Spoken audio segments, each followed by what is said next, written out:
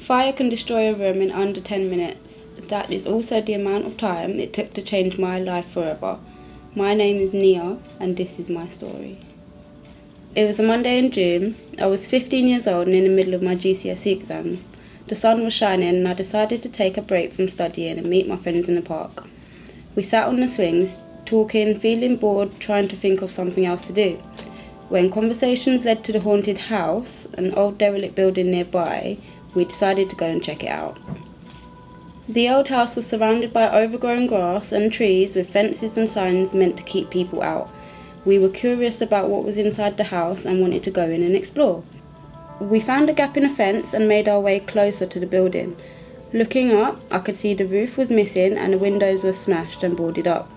The place looked empty and disused. We looked around and found a way in. 3 of us climbed through a broken window. One friend waited outside as they didn't want to ruin their uniform. We couldn't explore as it was so dark and we would have had to climb over things. To see better, one friend used a light from their phone and 2 of us used lighters. The room was full of old tyres, furniture and things that just nobody wanted. We were messing around and held the lighter flames under different objects to see what would happen. I held the lighter up to a sleeping bag which was lying on the old tyres. We did not think that anything bad could happen. We soon got bored as there was nothing to do in there and decided to leave.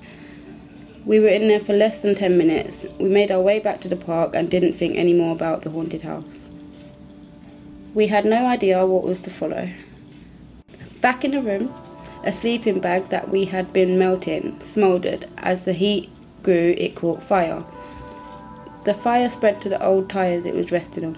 Flames and thick black smoke spread quickly through the house, helped by the amount of rubbish and furniture which had been piled up in the building.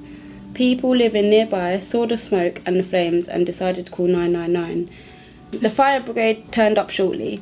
The firefighters tackled the blaze in breathing apparatus and searched the building, battling the smoke and flames and risking their own lives. 5 days later, Saturday morning at 8 a.m, I was woken by a loud banging on my front door.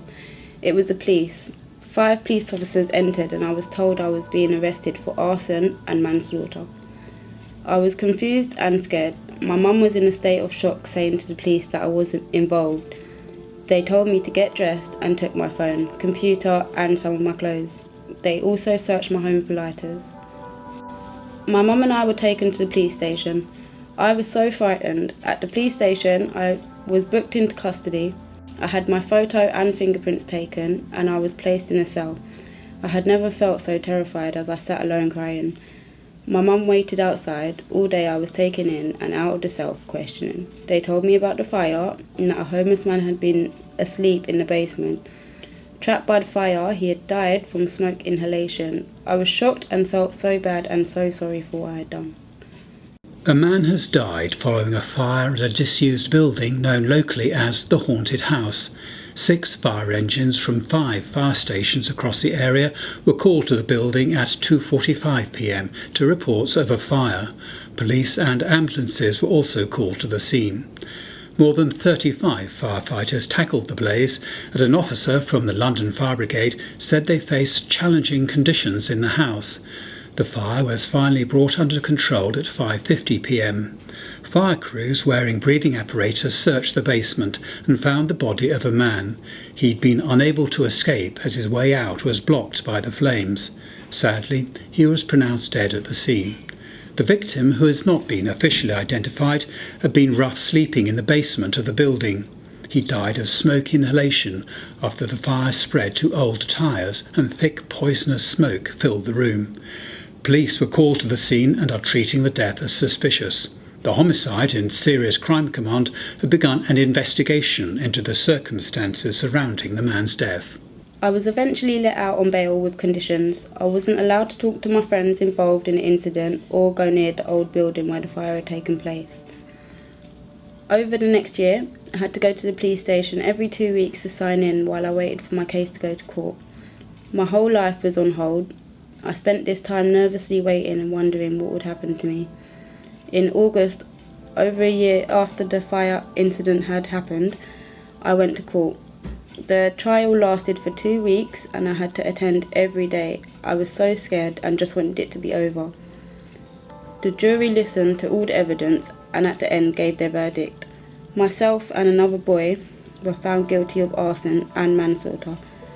We were sentenced by the judge to 3 years detention in a young offenders secure unit. I did not understand what was going on. I was taken by officers straight from the court down to the cells. I was distressed and crying. I wasn't able to speak to anyone, not even my mum.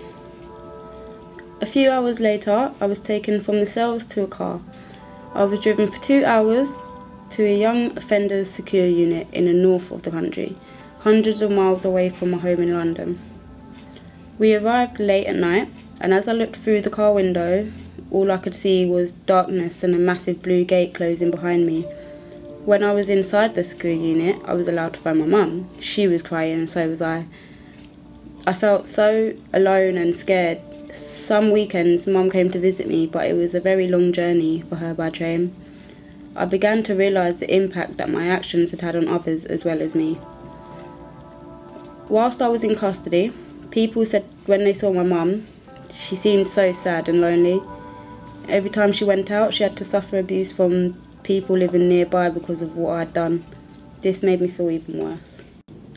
A boy and a girl who caused a fire in a run-down building with a homeless man inside had been sent to a young offenders secure unit for 3 years. The teenagers were found guilty at Crown Court of arson and manslaughter and were sentenced for their part in causing the death of a 35-year-old homeless man.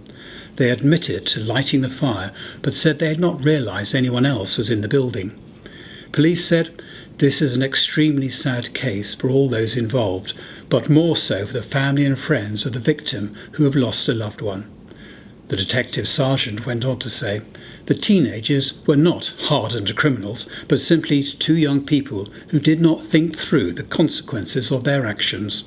Both have shown immense remorse, but still have to live with the knowledge of what they did and the devastating impact on the lives of others. There was a strict routine in the secure unit. Every day I had to attend lessons such as English, maths, science. From 9 p.m. to 7 a.m. I was locked in my room, alone, with no phone or television.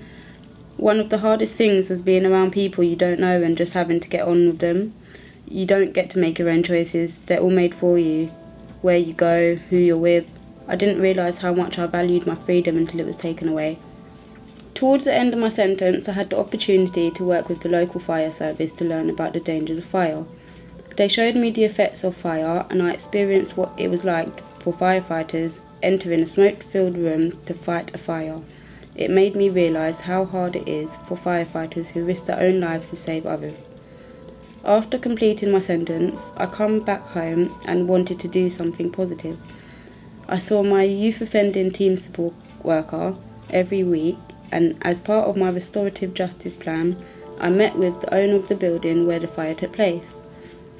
I also worked with London Fire Brigade's Juvenile Firesetters Intervention Scheme to continue my fire safety education. It was decided that, with their help, I would share my story to enable others to learn from my experience and hopefully make better choices and think about the consequences of their actions. If I could turn back time, I would.